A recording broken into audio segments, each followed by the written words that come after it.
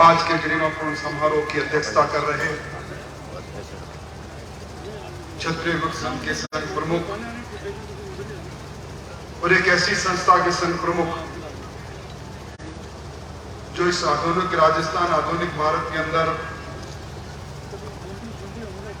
चरित्र निर्माण का काम करते हैं, व्यक्तित्व निर्माण का काम करते हैं, ऐसे श्रीमान लक्ष्मण सिंह साहब अभी अभी जिनका प्रेरक उद्बोधन सुना और आपके उद्बोधन के बाद मैं बैठा बैठा सोच रहा था कि निश्चित तौर पर आपके समाज में कालांतर में विलक्षण प्रतिभाएं रही होगी जब आपके द्वारा कही गई कविताएं, आपके द्वारा रचे गए साहित्य के आधार पर बिना सर के भी धड़ लड़ लेते थे। ऐसे प्रेरणा पुंज और आज के इतिहासकार के मर्मज्ञ विद्वान आदरणीय ओंकार सिंह साहब, पांदड़वाड़ा राव साहब हरिंदर सिंह साहब, वगैरह राव साहब वीरभद्र सिंह जी, आज इस ऐतिहासिक मौके पर एक ऐतिहासिक पुरुष को नमन करने, याद करने के लिए आए सभी समाज के सम्राट नागरिकवृंद, शक्ति सुरवा माता और मैं, आदरणीय लक्ष्मण सिंह जी के उद्बोधन के बाद और ओंकार सिंह जी के रोमांचक उद्बोधन के बाद इतिहास के विस्तृत विलक्षण तरीके से किए गए विवेचन के बाद कुछ कहने को बचता नहीं। पर मैं इस अवसर पर आयोजकों को धन्यवाद जरूर देना चाहूंगा। ऐसे युग पुरुष जिसके बारे में इतिहास लिखता है कि उनके जैसा स्वाधीनता का, स्वतंत्रता का संग्रामी कोई नहीं रहा।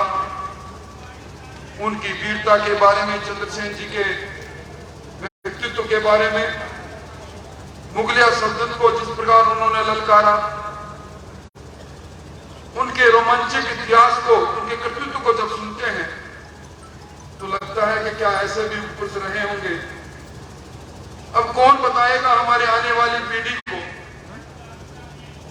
या ओंकार सिंह जी ने हमारे डीएनए के बारे में विस्तृत चर्चा की,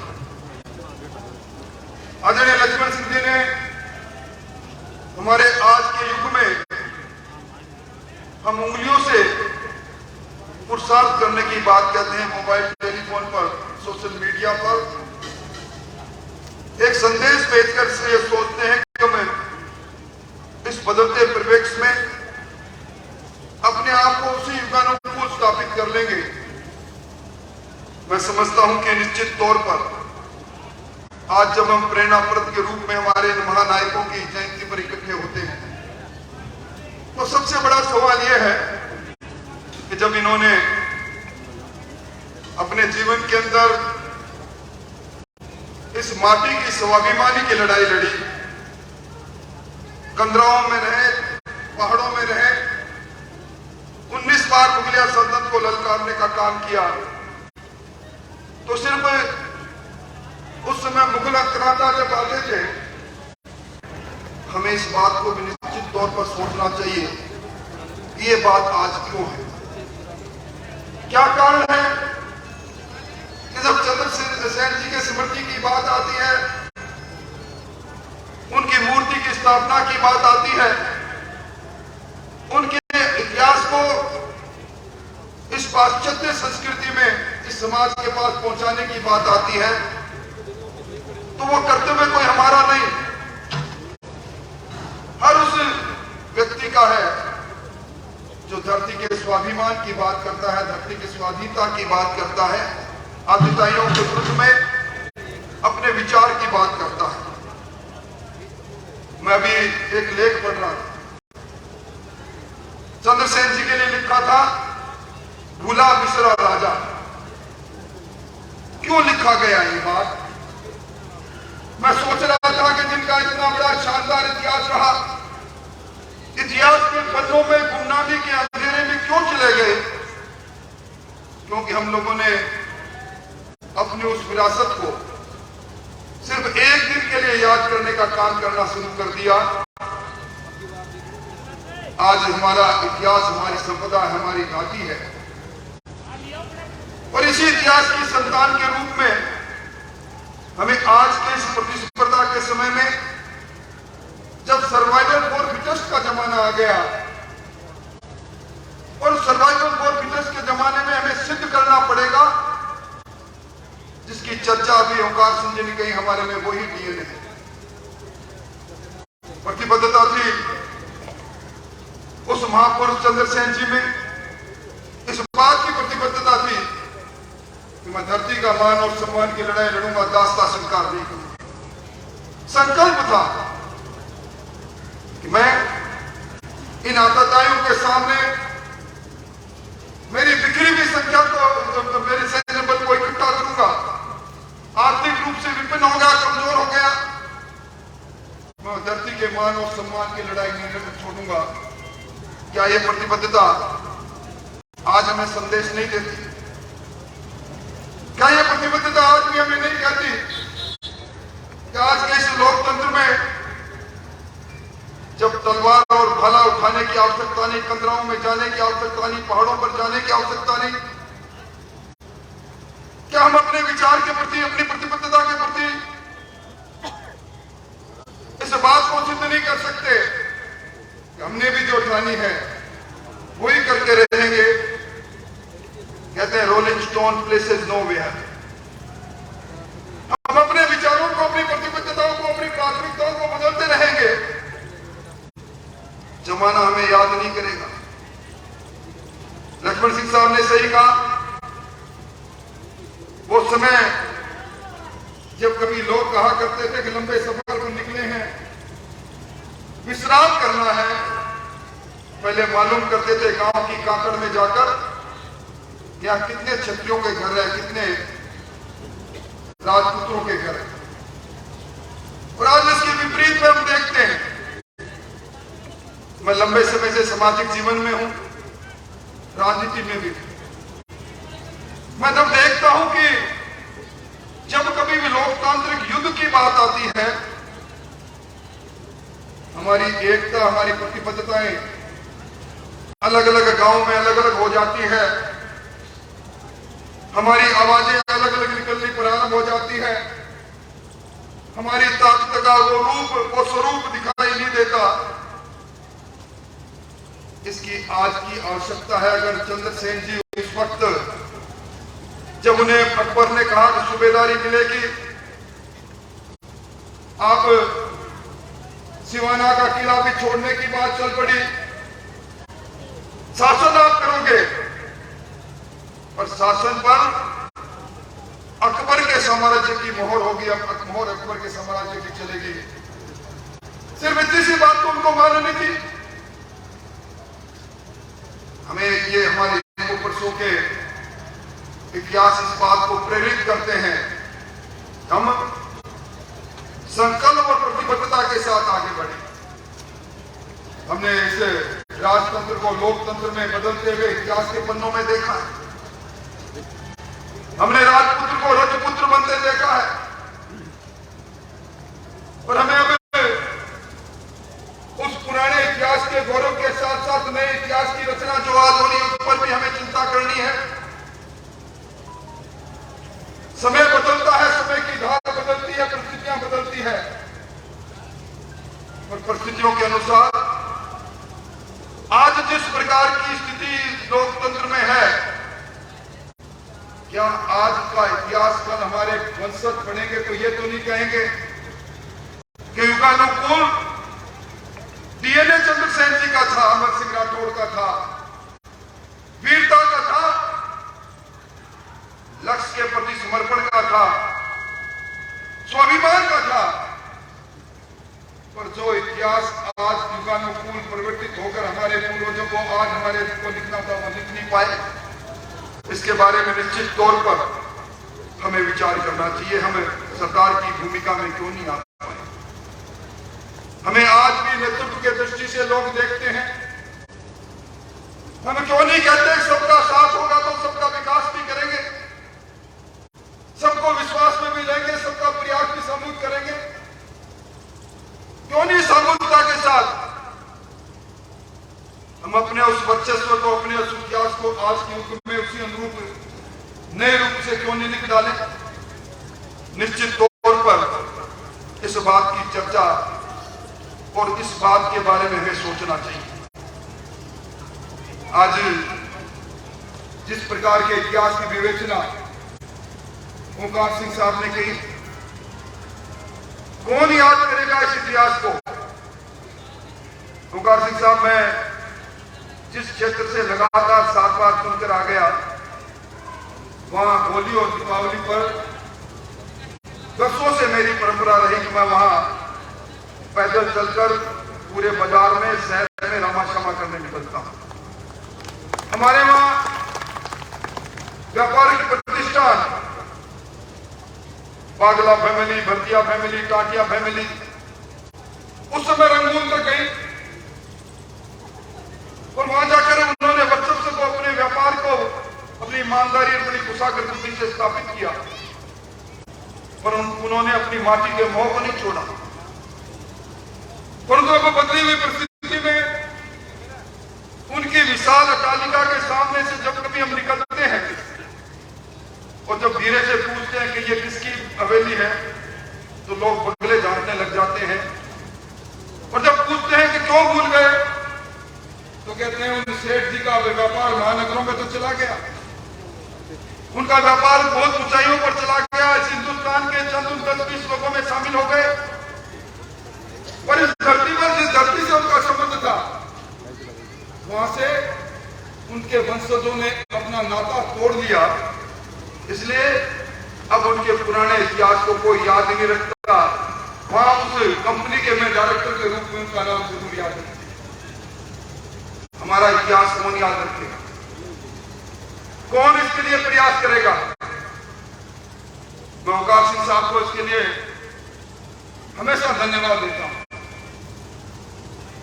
किन परिस्थितियों में मेरे पूर्वज कांदल जी, सावा के अंदर उनकी वीर भूमि, आचार संहिता लग गई, उनका पिनोरमा बनना था।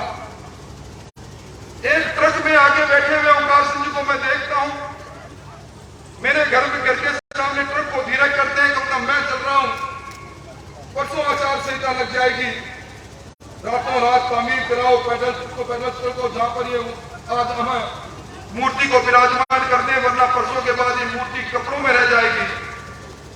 इसको कहते हैं इतिहास की विरासत को आज के युग से रूबरू कराने का संकल्प। आज के पूरे कार्यक्रम में अगर एक बात को आकर मैं केंद्र बिंदु में कहूं, तो वो 2 बातें हैं। एक बात जो संघ प्रमुख साहब ने कही, हम अनुपयोगी क्यों बन जाते हैं,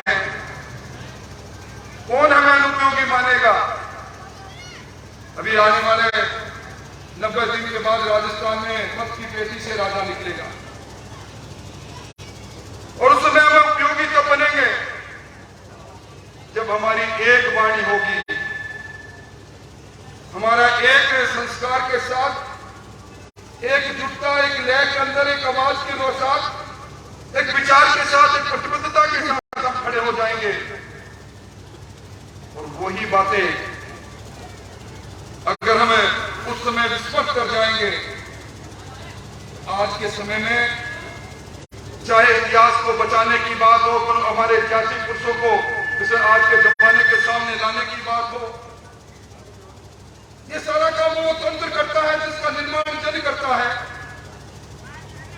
और उस तंत्र के निर्माण में हमारी भूमिका अहम नहीं रहेगी, तो हमारे इतिहास को जिस प्रकार की अक्रूरता करने की बात इन्होंने कही, और फिर कहते हैं कि हमारे इतिहास के लोग चोरी कर रहे हैं, हमारे ऐतिहासिक पुरुषों को चोरी कर रहे हैं। ये इसलिए कर रहे हैं कि आज के इस पाश्चात्य युग में, भागमभाग युग में, हमारा नौजवान सोशल मीडिया पर जरूर दिखाई देगा, पर जब कभी सामाजिक तौर पर वो सोशली हम कहते हैं आओ बैठकर बात करें, तो हमसे दूर चला जाता है। ये सब चीजें हमारे युग पुरुषों का जीवन दर्शन हमें कहीं न कहीं प्रेरणा देता है। एक दिन जो आया है सबको जाना है, कोई अमर नहीं रहेगा, पीछे बातें रह जाती हैं और वो बातें जब एक अनुकूल रूप ले लेती हैं तो इतिहास के पन्नों में चली जाती है, जिसको हम इतिहास कहते हैं। इन इतिहास के पन्नों में हमारे पूर्वजों ने हमें गौरवान्वित किया। चंद्रसेन जी का इतिहास, आज मुझे लोग कहते हैं कि अगर चंद्रसेन जी के इतिहास को उसी रूप में, जिस रूप में चंद्रसेन जी की वीरता थी, त्याग थी, तपस्या थी, बलिदान था, शौर्य था, महाराणा प्रताप से कम चंद्रसेन जी नहीं। क्या कारण है? और कहते हैं चैरिटी बिगिंस फ्रॉम होम। इसलिए जो आपने आज मेरे सामने जो बिराजे हैं, जिन गांवों का जिक्र किया, मेरे 84 गांवों का जिक्र किया जहां चंद्रसेन जी के वंशज सीधे हैं, कौन बताएगा कि ये हमारे युग पुरुष थे जिन्होंने कोई कुछ नहीं उस समय आतताइयों के खिलाफ संघर्ष किया।